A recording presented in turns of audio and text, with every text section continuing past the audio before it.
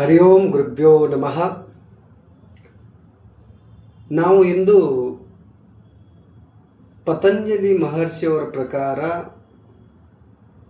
ನಾನು ಯಾರು ಎಂಬ ಪ್ರಶ್ನೆಗೆ ಉತ್ತರವನ್ನು ಕೊಡ್ತಾರೆ.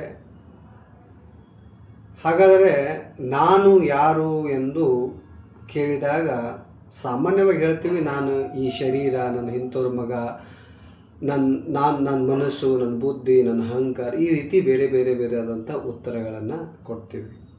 ಆದರೆ ಪತಂಜಲಿ ಮಹರ್ಷಿಯವರು ಅಲ್ಲಿ ಯೋಗದ ಅರ್ಥವನ್ನು ಕೊಡ್ತಾರೆ. ಯೋಗ ಅಂದರೆ ಏನು? ಯೋಗದಾಗ ನೀನು ಪರಿಪೂರ್ಣ ಆದಿ ಅಂದರೆ ನೀನು ಎಲ್ಲಿ ತಲುಪ್ತೀಯ ಅಂತಕ್ಕಂಥ ಮಾತನ್ನು ಕೊಟ್ಟು ಅಲ್ಲಿ ಹೇಳ್ತಾರೆ. ಫಸ್ಟಿಗೆ ಶ್ಲೋಕ ಇದೆ, ಅಥ ಯೋಗಾನುಶಾಸನ. ಯೋಗವನ್ನು, ಅಥ ಅಂದರೆ ಇವಾಗ, ಈ ಕ್ಷಣ, ಅನುಶಾಸನವನ್ನು, ಯೋಗದ ಪಾಲನೆ, ನಿಯಮವನ್ನು ಪಾಲನೆ ಮಾಡುವಂಥದ್ದು. ಯೋಗ ಆಲ್ರೆಡಿ ಸಾಕಷ್ಟು ವರ್ಷಗಳ ಹಿಂದೆ, ಸುಮಾರು 4,000-5,000 ವರ್ಷದ ಹಿಂದೆ ಯೋಗ ಪರಂಪರೆ ನಮ್ಮ ಭಾರತೀಯ ಸಂಸ್ಕೃತಿ ಇಲ್ಲಿದೆ. ಅದನ್ನೆಲ್ಲ ಅನುಶಾಸನ ಪಾಲನೆಗಳನ್ನು ಮಾಡುವಂಥದ್ದು ಸ್ಥಿತಿ ಯಾವಾಗಿದೆ ಅಂದರೆ ಈಗ ಮಾಡಬೇಕು. ನೀನು ಈಗ ಪಾಲನೆ ಮಾಡಿದಿ ಅಂದರೆ ನಿನಗೆ ಏನೆಲ್ಲ ಉತ್ಪತ್ತಿ ಏನೆಲ್ಲ ಆಗ್ತವೆ ಅಂದರೆ ಯೋಗಶ ಚಿತ್ತ ವೃತ್ತಿ ನಿರೋಧ. ನಿನ್ನಲ್ಲಿ ಮನಸ್ಸಿನಲ್ಲಿ ಏಳುವಂತಹ ಏನು ಅಲೆಗಳಿದೆಯಲ್ಲ, ಆ ಅಲೆಗಳು ಶಾಂತವಾಗ್ತವೆ.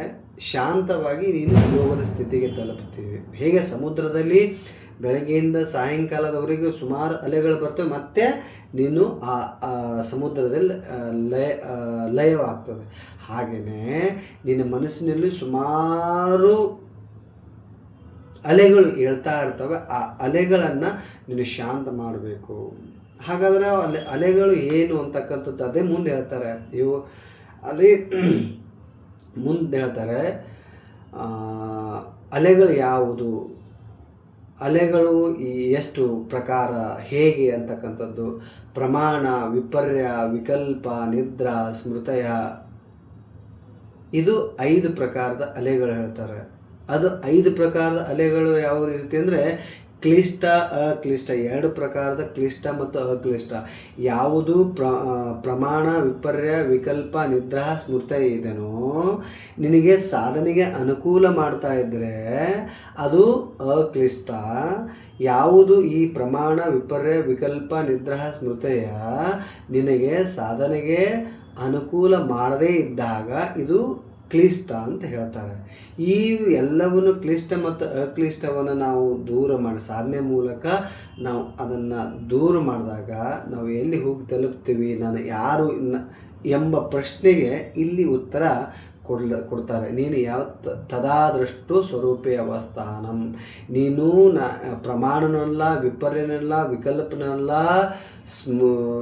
ನಿದ್ರಾನಲ್ಲ, ಸ್ಮೃತಿನಲ್ಲ. ನೀನು ಯಾರು? ತದಾದೃಷ್ಟು ಸ್ವರೂಪೇ ಅವಸ್ಥಾನಂ. ನೀನು ಆ ಸ್ವರೂಪ, ಆತ್ಮನ ಸ್ವರೂಪ ಇದ್ದೀಯಾ, ನೀನು ಆತ್ಮನೇ ಇದ್ದೀಯಾ ಅಂತ ಹೇಳ್ತಾರೆ. ಈಗ ಆತ್ಮ ಇದ್ದೀಯಾ ನಮಗೆ ಅನುಭೂತಿ ಆಗದೇ ಇದ್ದಾಗ ಯಾವುದು ಪ್ರಶ್ನೆ ಬರ್ತದೆ ಅಂದರೆ ವೃತ್ತಿ ಸಾರೂಪ್ಯ ಮಿತ್ರತ್ರ. ವೃತ್ತಿ ಸಾರೂಪ್ಯ ಅಂದರೆ ನಮ್ಮ ಮನಸ್ಸಿನಲ್ಲಿ ಏನು ಅಲೆಗಳಾಗ್ತೋ ಅದರ ರೂಪವಾಗ್ತೀವಿ. ನಾವು ಯಾವುದೋ ಒಂದು ಹಣವನ್ನು ಸಂಪಾದನೆ ಮಾಡಬೇಕಾದ್ರೆ ನಮ್ಮ ಮನಸ್ಸಿನಲ್ಲಿ ವಿಚಾರ ಬಂತು ಅಂದರೆ ನಾವು ಹಣದ ರೂಪವಾಗ್ತೀವಿ. ಯಾವುದೋ ಒಂದು ಉದ್ಯೋಗದ ವಿಚಾರ ಬಂದರೆ ನಾವು ಉದ್ಯೋಗ ರೂಪವಾಗಿ ಆಗ್ತೀವಿ. ನಾವು ಯಾವುದೋ ಒಬ್ಬರು ಸಂಬಂಧಿಕರಿಗೆ ಬಂದರೆ ನಾವು ಸಂಬಂಧಿಕರ ರೂಪವಾಗಿ ತಾಳ್ತೀವಿ. ಆವಾಗ ನಾವು ಯಾರು ಅಂತ ಹೇಳೋಕ್ಕೆ ಹೆಂಗೆ ಆಗ್ತೀವಿ ಅಂದರೆ ವೃತ್ತಿ ಸಾರೂಪ್ಯ. ಯಾವ ವೃತ್ತಿಗಳು ನಮ್ಮಲ್ಲಿ ಉದಯವಾಗ್ತವೋ ನಾವು ಆ ವೃತ್ತಿ ಆಗ್ತೀವಿ. ಈಗ ಉದಾಹರಣೆಗೆ ಯಾರು ಬೆಳಗ್ಗೆಯಿಂದ ಸಾಯಂಕಾಲ ದುಡ್ಡು ಮಾಡೋರು, ನೀವು ಅವ್ರ ಹತ್ರ ಹೋಗಿ ಬರೀ ದುಡ್ಡಿನ ವಿಚಾರ ಮಾಡ್ತಾರೆ. ಆ ದುಡ್ಡಿನ ವಿಚಾರ ಬಿಟ್ಟು ಮತ್ತೊಂದು ಏನು ಮಾಡಲ್ಲ. ನೀವು ಅದೇ ಓದುವಂಥ ವಿದ್ಯಾರ್ಥಿಗಳ ಹತ್ರ ಓದೋದು ಬಿಟ್ಟು ಅವ್ರು ಮತ್ತೊಂದು ಯಾವುದೂ ವಿಚಾರ ಇರೋದಿಲ್ಲ. ನೀವು ರಾಜಕೀಯ ವ್ಯಕ್ತಿಗಳ ಹತ್ರ ಹೋಗ್ರಿ, ನೀವು ಬರೀ ರಾಜಕೀಯ ಬಗ್ಗೆನೇ ಮಾತಾಡ್ತಾರೆ. ಅಥವಾ ಯಾರಾದರೂ ಯೋಗ ಸಾಧಕರು ನೀವು ಸಮೀಪ ಹೋಗಿ ಬರೀ ಯೋಗ ಸಾಧನೆ ಆ ರೂಪವಾಗಿಯೇ ಮಾಡ್ತಾರೆ. ಯಾವ ವೃತ್ತಿ ಇರ್ತದೋ ನೀವು ಆ ರೂಪವನ್ನು ತಾಳ್ತೀರಿ. ಈ ಉದಾಹರಣೆಗೆ ಅದೇನು ಹೇಳಬೇಕಂದ್ರೆ, ಈಗ ನಮ್ಮಲ್ಲಿ 5 ಗ್ಲಾಸ್ ಇದೆ. ಒಂದು ಬೇರೆ ಬೇರೆ ಬೇರೆ ಕಲರ್ದು 5 ಗ್ಲಾಸ್ ಇದೆ. ನಾವು ಯಾವ ಗ್ಲಾಸನ್ನು ಹಾಕ್ಕೊಳ್ತೀವೋ ಆ ರೂಪವಾಗಿ ಕಾಣ್ತದೆ. ಅದು ಅದೇ ರೂಮ್ ಇರ್ತದೆ. ನಾವು ಫಾರ್ ಎಕ್ಸಾಂಪಲ್ ಹಳದಿ ನಾವು ಗ್ಲಾಸನ್ನು ಹಾಕ್ಕೊಂಡೇವು ಅಂದರೆ ಸಂಪೂರ್ಣ ರೂಮ್ ಹಳದಿಯಾಗಿ ಕಾಣ್ತದೆ. ಅದೇ ನಾವು ಕೆಂಪೊಂದು ಗ್ಲಾಸ್ ಹಾಕ್ಕೊಂಡೇವು ಅಂದರೆ ಸಂಪೂರ್ಣವಾಗಿ ಕೆಂಪಾಗಿ ಕಾಣ್ತದೆ. ಅದೇ ನಾವು ಬಿಳಿದು ಹಾಕ್ಕೊಂಡಿದ್ದು ಅಂದರೆ ಯಾವ ಬಿಳಿದು ಹಾಕೊಂಡು ಎಲ್ಲವೂ ಬಿಳಿಯಾಗಿ ಅಂದ್ರೆ ಸ್ಪಷ್ಟವಾಗಿ ಕಾಣಕ್ಕೆ ಪ್ರಾರಂಭ ಆಗ್ತದೆ. ನಾವು ಯಾವ ರೀತಿಯಾದಂತಹ ವೃತ್ತಿಗಳು ನಾವು ಧಾರಣ ಮಾಡ್ತೀವೋ ಸಮಾಜ ಆ ರೀತಿಯಾಗಿ ಕಾಣ್ತದೆ. ಸಮಾಜ ಆಗಿರಲಿ, ವ್ಯಕ್ತಿ ಆಗಿರಲಿ, ಯಾವುದೇ ಒಂದು ವಿಷಯವಾಗಲಿ ಆ ರೀತಿಯಾಗಿ ಕಾಣ್ತದೆ. ಹಾಗಾಗಿ ನೀನು ಅದು ಅಲ್ಲಪ್ಪ, ನೀನು ಏನಿದೆಯಾ ಅನ್ನಂದರೆ ತದಾದೃಷ್ಟು ಸ್ವರೂಪೇ ಅವಸ್ಥಾನಂ, ನೀನು ಪರಮ ಆನಂದದ ಸ್ವರೂಪ, ನೀನು ಆತ್ಮನ ಸ್ವರೂಪವೇ ಆಗಿದ್ದಿ. ಅದು ಯಾವಾಗ ನೀನು ಬರ್ತದಂದರೆ ಯೋಗಸ್ಯ ಚಿತ್ತವೃತ್ತಿ ನಿರೋಧ, ಎಲ್ಲವೂ ನಿನ್ನ ಮನಸ್ಸಿನ ವೃತ್ತಿಗಳು ಲಯವಾದಾಗ ನೀನು ಏನು ತಲುಪ್ತಿ ಅಂದರೆ ತದಾದೃಷ್ಟು ಸ್ವರೂಪೇ ಅವಸ್ಥಾನಂ, ನೀನು ಆತ್ಮದ ಸ್ವರೂಪದಲ್ಲಿ ಇರ್ತೀಯ. ಒಂದು ವೇಳೆ ನೀನು ಆತ್ಮದ ಸ್ವರೂಪದಲ್ಲಿ ಇರದೇ ಇದ್ದಾಗ ನೀನು ಎಲ್ಲಿರ್ತೀಯ? ವೃತ್ತಿ ಸಾರೂಪ್ಯ ಮಿತ್ರತ್ರ, ನೀನು ಸಮಾಜದ ಜೊತೆಗೆ ಏನು ಐಡೆಂಟಿಫಿಕೇಶನ್ ಮಾಡ್ಕೊಂಡಿರ್ತೀಯಲ್ಲ ಆ ರೂಪವಾಗ್ತಿ ಅಂತ ಅದನ್ನು ಹೇಳಿದ್ದಾರೆ. ಹಾಗಾಗಿನೇ ಇದು ತದಾದೃಷ್ಟು ಸ್ವರೂಪೇ ಅವಸ್ಥಾನಂ. ನಾವು ಆ ಸ್ಥಿತಿಗೆ ಬರಬೇಕಾದ್ರೆ, ಆ ಆತ್ಮದ ಸ್ವರೂಪದ ಸ್ಥಿತಿಗೆ ಬರಬೇಕಾದ್ರೆ ನಾವು ಯೋಗಸ್ಯ ಚಿತ್ತ ವೃತ್ತಿ ನಿರೋಧವನ್ನು ಮಾಡಿಕೊಳ್ಬೇಕು. ಇದೇ ಉದ್ದೇಶಕ್ಕಾಗಿಯೇ ನಾವು ಆಧ್ಯಾತ್ಮಿಕದಲ್ಲಿ ಕೂಡ ಹೇಳ್ತಾರೆ ಅಹಂ ಬ್ರಹ್ಮಾಸ್ಮಿ. ಅಹಂ ಬ್ರಹ್ಮಾಸ್ಮಿ ಆಗಬೇಕಾದ್ರೆ ಸೇಮ್ ಇದು ತದಾದೃಷ್ಟು ಸ್ವರೂಪಿ ಬೇರೆ ಅಲ್ಲ, ಅಹಂ ಬ್ರಹ್ಮಾಸ್ಮಿ ಬೇರೆ ಅಲ್ಲ. ತತ್ವಂ ಅಸಿ, ನಾನೇ ಆ ವಸ್ತು ಇದ್ದೀನಿ, ಇದು ಆಧ್ಯಾತ್ಮಿಕ ಸ್ವರೂಪದಲ್ಲಿ. ಹಾಗಾಗಿ ಇವೆಲ್ಲವನ್ನು ದೂರ ಮಾಡಬೇಕಾದ್ರೆ ನಾವು ಏನು ಮಾಡಬೇಕು? ಆಧ್ಯಾತ್ಮಿಕದಲ್ಲಿ ನಾವು ಮನಸ್ಸಿನ ಅಲ್ಲಿದೆ ಮನಸ್ಸಿನ ಡೆಫಿನಿಷನ್ ಬಂದದ ಏನು? ವೃತ್ತಿ ಸಾರೂಪ್ಯ ಮಿತ್ರತ್ರ. ನಾವು ವೃತ್ತಿ ಯಾವ ರೂಪ? ಮನಸ್ಸಿನ ರೂಪವಾಗಿ ತಾಳ್ತದೆ, ಬುದ್ಧಿ ರೂಪವಾಗಿ ತಾಳ್ತದೆ, ದೇಹದ ರೂಪವಾಗಿ ತಾಳ್ತದೆ, ಶರೀರ ಸ್ತ್ರೀ ರೂಪವಾಗಿ ತಾಳ್ತದೆ, ಪುರುಷ ರೂಪವಾಗಿ ತಾಳ್ತದೆ, ಸಾಧಕ ರೂಪವಾಗಿ ತಾಳ್ತದೆ. ಇದು ಎದರದು? ವೃತ್ತಿಯ ಕೆಲಸ. ಇದು ನಾವು ಹಾಕಿಕೊಂಡಿರ್ತಕ್ಕಂಥ ಕನ್ನಡಿಯ ಕೆಲಸ, ಗ್ಲಾಸಿನ ಕೆಲಸ.